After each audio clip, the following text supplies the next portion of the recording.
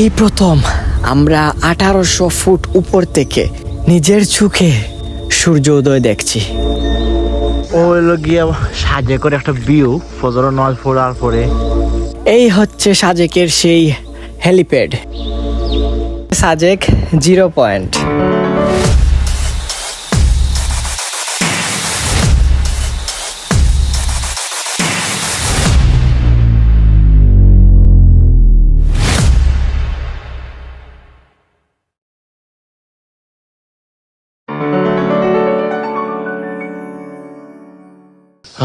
Guys, ও হইল গিয়ে সাজেকর সেই কাঙ্ক্ষিত সেই মসজিদ, যেখানে নামাজ পড়ার জন্য সবাই অনেক আবেগ আপ্লুত থাকে। আর নামাজ পড়ার পরে একটা ভিউ দেখেন, জাস্ট অসাম। মানে সাজেক যে মেঘের রাজ্য, সেটা আপনি এখানে না আসার আগ পর্যন্ত বুঝতে পারবেন না।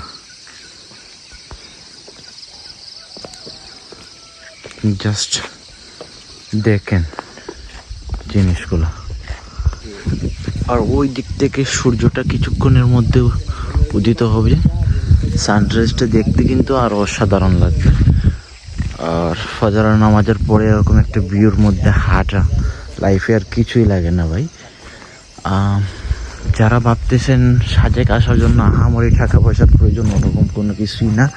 যদি নিজের সদিচ্ছা থাকে, আশা কোনোভাবে আপনার আটকাতে পারবে না কেউ।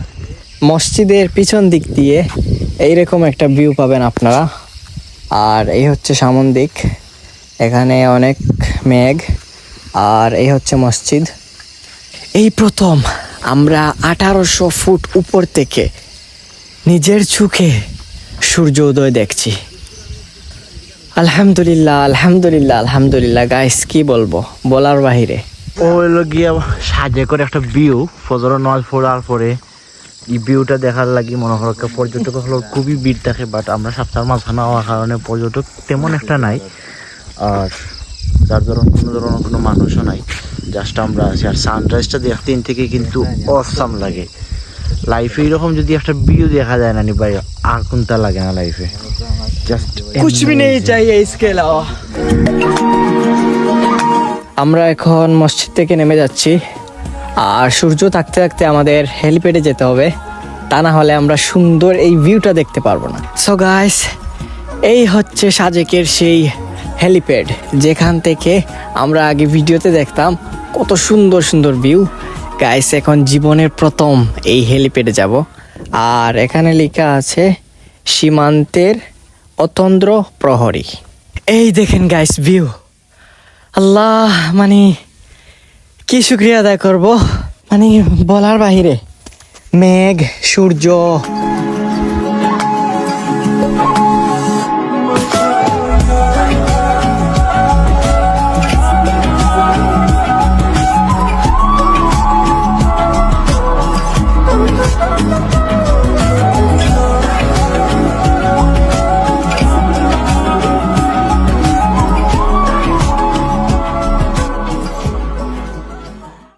এই হচ্ছে সাজেক 0 পয়েন্ট। সো এখানে আমরা ফটোশুট করব, দেন আমরা সকালের নাস্তা করতে যাব।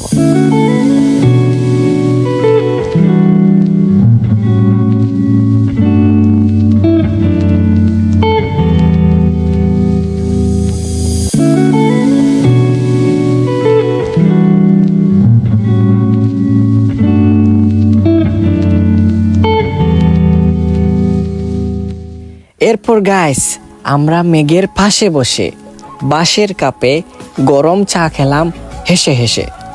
তারপর আমরা আই লাভ সাজেকে গেলাম, সেখানে গিয়ে আরো ফটোশুট নিলাম। সো এই ছিল সাজেক ব্লগ সিরিজের 4th এপিসোড। কেমন লাগলো অবশ্যই কমেন্টে জানাবেন।